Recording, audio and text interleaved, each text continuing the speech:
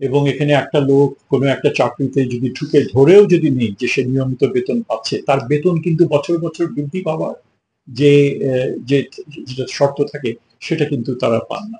বহুলাংশে তাদের যে এত বছর চাকরি করার পরে যে সুযোগ সুবিধাগুলো তাদের লাভ করার ক্ষেত্রে, যদি না তারা বড় কোম্পানিতে কাজ করছেন বা প্রতিষ্ঠিত প্রতিষ্ঠানে কাজ করছেন, নর্মালি তারা যদি ইন্ডিভিজুয়াল কফিলের আন্ডারে কাজ করেন, তাহলে কিন্তু তারা এই সুযোগ সুবিধাগুলো তারা পাচ্ছেন না।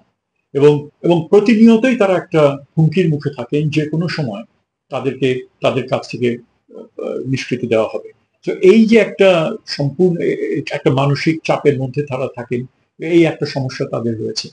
এবং এটা মূলত সমস্যাটা কিন্তু হচ্ছে যারা স্বল্প দক্ষ কর্মী, কিন্তু যারা অপেক্ষাকৃত দক্ষ কর্মী তারা কিন্তু বড় রকমের একটা সুবিধাজনক অবস্থানে রয়েছে এবং তারা সেখানে নেগোশিয়েট করতে পারেন এবং দর কষাকষি করে তাদের কাজের জন্য তারা সেখানে করে দিতে পারবে। তাদের চাহিদাও যে ওই সমস্ত দেশগুলোতে একটা বড় রকমের আমরা জানি যে কর্মযজ্ঞ চলছে, উন্নয়ন ঘটছে, রাস্তাঘাট ইত্যাদি তৈরি করা হচ্ছে এবং নানান রকমের পেশার চাহিদা সেখানে মানে কর্মীদের চাহিদা সেখানে সৃষ্টি হচ্ছে।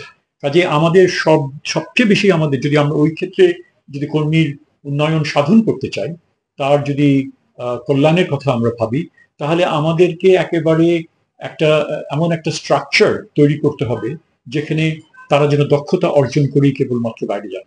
এবং এই দক্ষতাটা কি করে অর্জন করতে পারবেন এই সব, এবং সেই দক্ষতা দেবার জন্য যে টেকনিক্যাল ট্রেনিং কারিগরি শিক্ষা প্রতিষ্ঠানগুলোকে তাদেরকেও কিন্তু যুগোপযোগী হতে হবে। আনফর্চুনেটলি আমাদের এখানে সমস্যা হচ্ছে যে সরকারের তার সাকসেস বলতে তারা কতগুলো তারা টিটিসি তারা নির্মাণ করেছেন, কারণ টিটিসি নির্মাণ করলে সেখানে টাকা পয়সায় এদিক ওদিক করার একটা ব্যবস্থা থাকে, দলীয় কর্মীদের থেকে শুরু করে ব্যুরোক্রেসিরও একটা লাভ হয়, সকলেরই একটা লাভ হয়।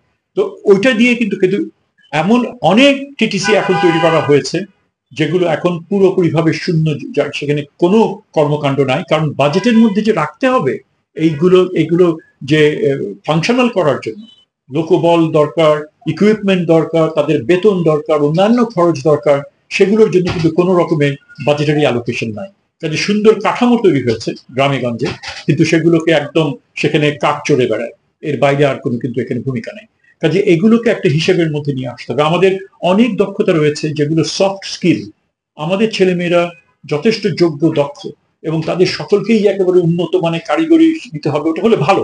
সেটা ছাড়াও কিন্তু আমরা তাদেরকে যদি একটু ভালো ইংরেজি শিক্ষা প্রদান করতে পারি, আমাদের এখানে হসপিটালিটি ইন্ডাস্ট্রি যেটা রয়েছে, ট্যুরিজম ইন্ডাস্ট্রি, বিদেশে একটা উল্লঙ্ঘন ঘটছে, অ্যাভিয়েশন ইন্ডাস্ট্রি, যেখানে আপনার ধরেন এয়ারলাইন্সে কাজ করা থেকে শুরু করে যে এয়ার টিকেটিং এগুলো থাকে, এগুলোর ক্ষেত্রে বড় রকমের একটা চাহিদা কিন্তু সৃষ্টি হচ্ছে।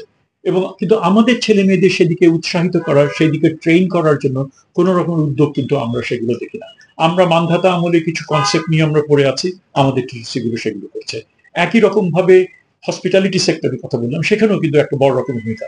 সেই সাথে সাথে বিদেশে আপনার যেটা হচ্ছে যে বয়স্ক মানুষের সেবার জন্য, বয়স্ক মানুষ শুধু নার্স না, নার্স থেকে কম ট্রেন লোকজনও কিন্তু ইনজেকশন দিতে পারা, তার কিছু ফিজিওথেরাপি করা, এই যে বিষয়গুলো, এগুলোর জন্য কিন্তু আমরা কোনো ট্রেন লোকজন করতে পারছি না। এক ইউরোপেও চাহিদা রয়েছে, মিডল ইস্টেও চাহিদা রয়েছে, সাউথ ইস্ট এশিয়ান কান্ট্রিজ গুলোতে চাহিদা রয়েছে, কিন্তু এর জন্য কি কোনো রকমের আমরা দেখেছি সরকারের কোনো কর্মোদ্যোগ রয়েছে? নাই। এবং আমার মনে হয় যে বর্তমান সরকারের একটু ওপেন মাইন্ড নিয়ে এই জিনিসগুলো তাদেরকে দেখা উচিত এবং এই ট্রেনিং গুলো দেওয়া উচিত।